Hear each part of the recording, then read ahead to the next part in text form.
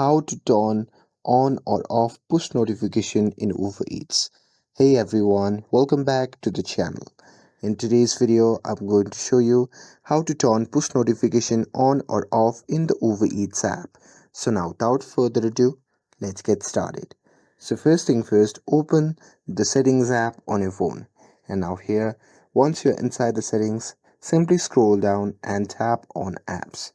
And now here, just tap on manage apps, and once you tap on it, you'll be prompted to the page where you will see the list of all your installed apps.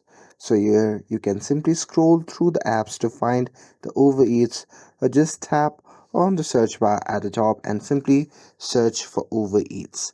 And here simply tap on Uber Eats from the result, and once you tap on it, you'll be prompted to the app settings.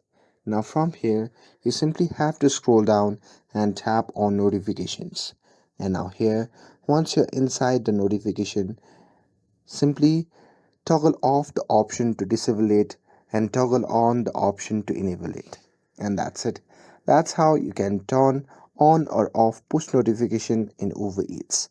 With this, if you found this video helpful, then don't forget to like, share, and subscribe to get updated for more videos.